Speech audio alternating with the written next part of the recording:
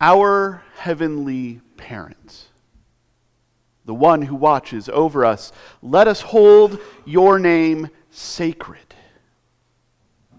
Your reign come to be among us. Your will be done right here on earth just as it is in heaven. Give us today our... Can you go to the next slide? We have a problem. Give us today our Epiousian bread. Somewhere along the line, this word got translated as daily, and that translation got cast in amber. We are so used to it that we say it without thinking as we recite the Lord's Prayer. Give us today our Epiousian bread. That word does not mean daily. Greek has words for daily. That is not one of them. In fact, this word is used twice within all of the texts that we have of ancient Greek. Once in Luke, once in Matthew, both talking about this bread.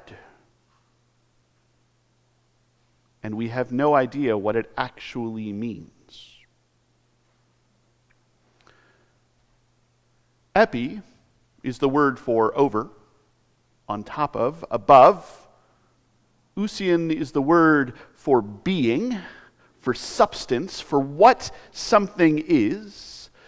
So it might mean something like supersubstantial, which sounds like a big, complicated theological term that nobody wants to use in a prayer. Give us this day our superstantial bread, supersubstantial bread. It doesn't work. It doesn't roll off the tongue. So it might mean something like really real. Really, truly real, the stuff that we need, the stuff that nourishes us, the stuff that keeps us alive, not just in body, but in soul. The bread of earth and the bread of heaven. The bread that we bake and the bread that God gives us today the bread that we need, the stuff that keeps us going, the things that keep us alive, the stuff that makes us thrive in body and in soul, in flesh and in spirit, on earth and in heaven, now and in the world to come, under the powers of sin and death and everything that makes life less, and in your reign of love, O God. Give us today what we need. You can go to the next slide. Back to the title. Nice and simple, but keep that Epiousian in your mind, that stuff that we need, the stuff that is really real, the stuff that keeps us alive, the stuff that makes us thrive. There is this idea. There is this idea in Judaism, in Christianity, in all sorts of religions all over the world, in all sorts of philosophies all over the world. It is an idea that anyone who goes outside and sits for a while and looks around seems to come up with. It is the idea that scarcity is an illusion.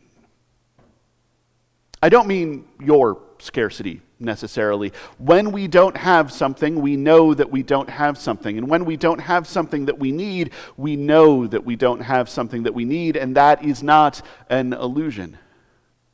If we don't have enough to eat, if we don't have a safe place to sleep, if we don't have social connection, we know it, and that is real.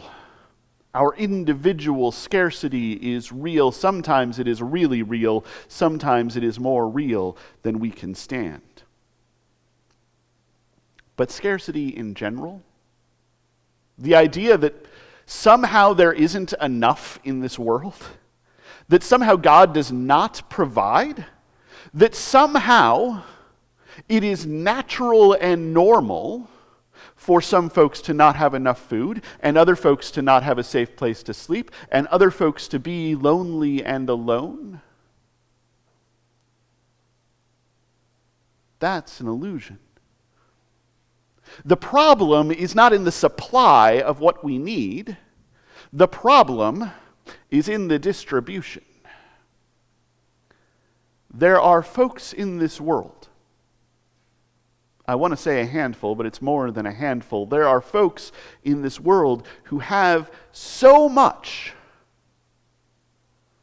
that they could not spend it, they could not give it away, they could not get it down to nothing if they tried. There are people in this country who have enough to end hunger in this country, to end homelessness in this country. And I don't know how, but to end loneliness in this country. When we look at scarcity, when we look at folks not having enough, it is not because there is not enough, it is because somebody has too much. And I'm not trying to be a nag about that. It is a simple fact that most of us don't control how much we have. We like to think that we do. I work hard, so I have a bunch. But really, there are all sorts of systems, there are all sorts of structures that just kind of make it happen. I don't control how my retirement account does. I don't control what my paycheck is. I just did stuff and now I'm here. So it is not a question of, do I have too much? It is a question of, what am I going to do with that, knowing that other people do not have enough? I've prayed for what I need, and I have been given what I need and what others need. I have too much, they do not have enough. There is a nice, simple, easy solution. To take the extra and make sure it gets to the people to whom it really truly belongs, the folks who need it, the folks who are going to use it, the folks who have to have it.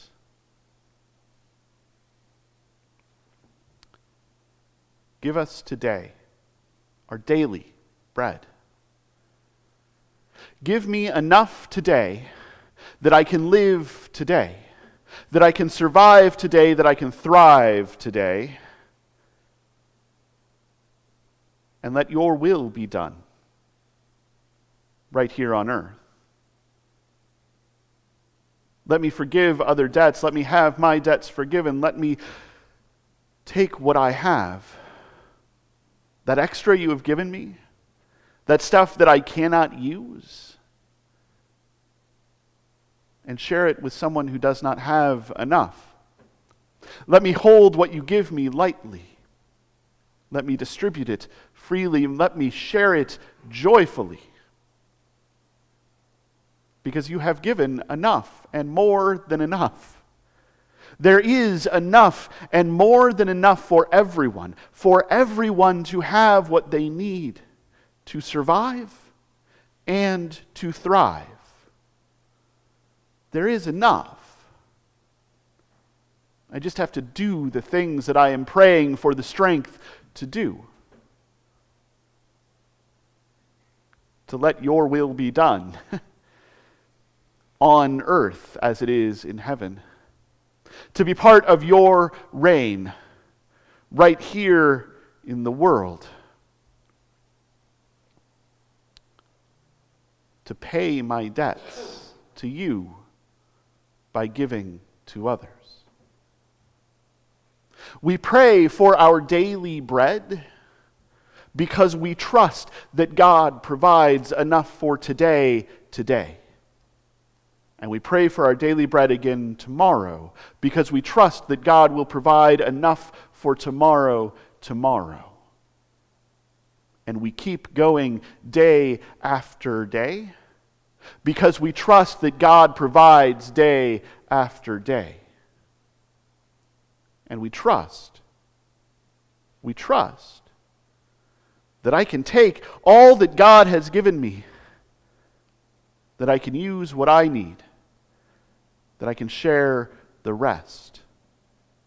So that in this world where there is enough and more than enough, everyone can actually have enough and more than enough.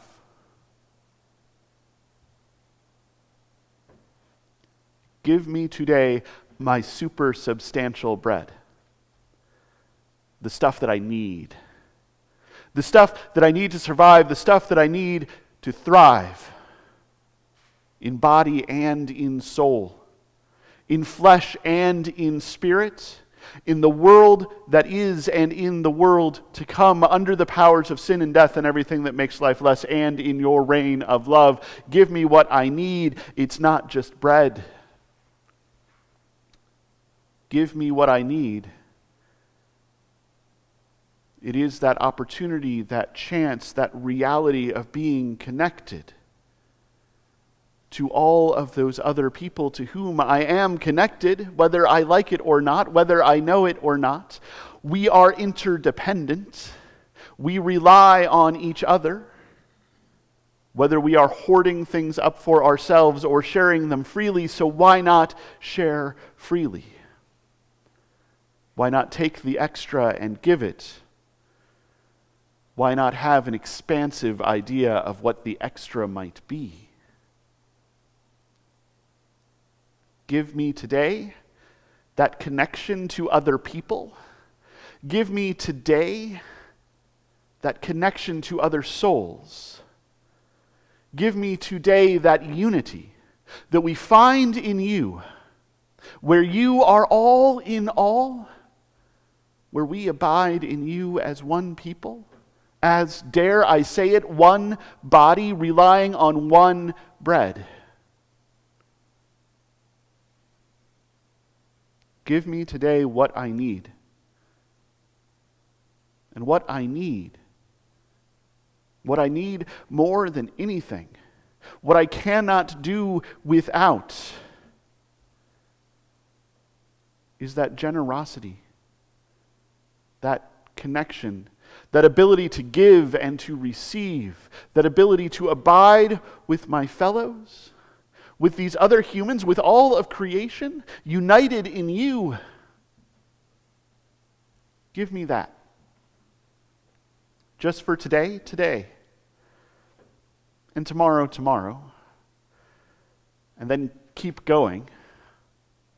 And just maybe, I will find myself stepping out of the world that is and into the world that is to come.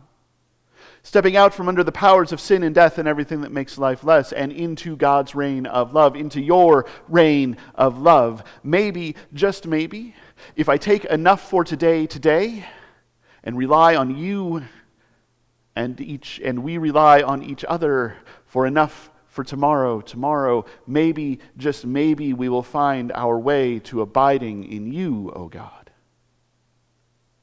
And we will be one body. There is in this prayer the mystic depths of what Christ asks us to do. There is in this prayer that call to that thing that we can't quite get, that Jesus asks us to follow him to find. There is in this prayer that radical idea that is found in Judaism and Christianity and religions around the world, that is found in philosophies around the world, that is discovered by everyone who goes outside and sits down for a while and looks around. There is in this prayer that truth, that the scarcity that we fear, that the scarcity that we build our world around, that the scarcity that the powers of sin and death and everything that makes life less tell us is there, is an illusion, that there is enough and more than enough if we just share enough and more than enough. And if we do that, if we do that, just maybe,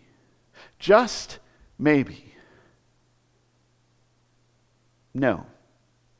In fact, certainly, for Jesus tells us, we will step into God's reign of love because we will be loving each other. We will be abiding in love. And that means we will be abiding in God, and God will be abiding in us. And we will at last be in the world that God created. Thanks be to God.